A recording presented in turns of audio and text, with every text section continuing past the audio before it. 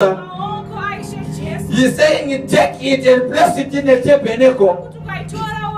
And the fellow, and the following morning, it started to produce fruits. And not only fruits, but also with leaves. Not only leaves, but also flowers.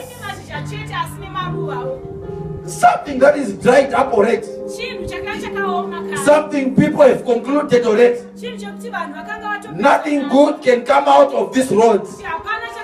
Because there is no more life on this road. But this morning I feel sorry for those people. Because they were too early to conclude. Because they looked at this boy and they said there is no more life in this boy.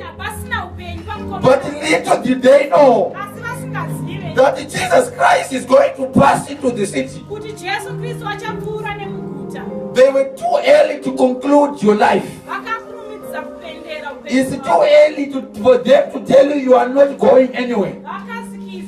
And we are here with my sister to tell you this. We want to tell you this, that with God all things are possible. Amen. The same road they concluded the day before is the same road that brought flower the next morning. This did not take years. It took a night. A night with Jesus. A night in the presence of the Father is enough to change your life.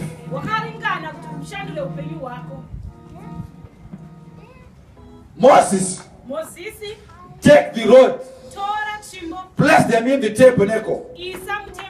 I want you to know here, if you want fruit and flowers, don't go anywhere but to the temple of God. Spend the night in the tabernacle. A night with Jesus can change your life. The problem we have with people, we are rushing here and there, up and down, from the north to the west, from the south to the east, seeking for solutions. Yet the solutions are only found in the tabernacle of God, in the house of Jesus.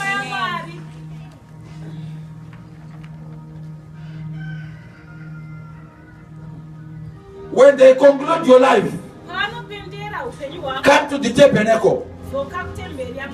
Be at the altar. Start to talk to God. Spend the night there. The following morning, God will remember you. Trust me. Solutions are not where you think they are. Solutions are in the house of God. Solutions are here. I always tell this. The solution for this country is not anywhere where you think. It's not even in Europe. It's not even in the point notes. That cannot sustain us. But what Zimbabwe now needs is Jesus Christ of Nazareth. Amen. It's only Jesus who can sustain this nation. With what we have experienced before, with all we have seen before, with the experience of 208, what we need is Jesus. I read of a man who was once a governor of the RBZ by the name Gono, and this book called The Casino Economy. He said, when I was a governor, I did everything that I knew, everything they taught me, everything economics say. I tried it all, but to avail, to no avail. There was no solution to it.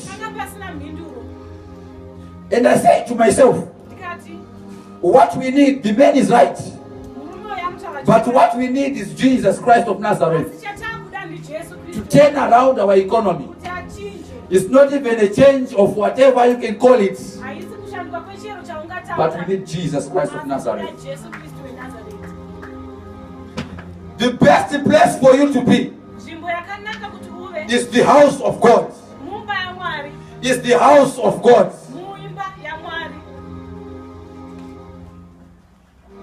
I want you to know that in the Bible you will hear of a lady by the name Sarah. Sarah was a wife to Abraham. Abraham was a man who contained blessings. Abraham was a man whom God richly loved. Not only was he loved by God, but he was blessed of God. But now Sarah had no child. And the Bible gives us two explanations: that he could not bear, and he was also old. But my question to Sarah is, how come he became old? Because the second explanation is not worth it. Because you were not born old, but you grow old. So how come when you were young you could not bear a child for Abraham? But now we are made to see now that his womb was closed and he could not bear a child. And it is that time when people were concluding their life, and Abraham could wake up in the morning and call himself father of nation. But he had not a son. Yet he still called himself a father of nation. At a time when people had to laugh at Sarah, and Abraham had to despair because he was also growing old. And our natural biology and our doctors can confirm this. When you reach the age of 80 and 90, not even 80 and 90 in fact, but even at 50, not even 50 my sister, but even at 40, it's even getting tight for you to give birth. Whereas at 80, you cannot give birth. There is no more life in you. There was no life in Sarah. And there was no hope for Sarah. But I thank God for Jesus. I thank God for Jesus. One day the Bible says, an angel visited Abraham and Sarah. And they came into the house of Sarah. And Sarah was a good lady. Though he had no hope, he ran to the visitors, washed their feet, welcomed him into their house. Something you cannot do.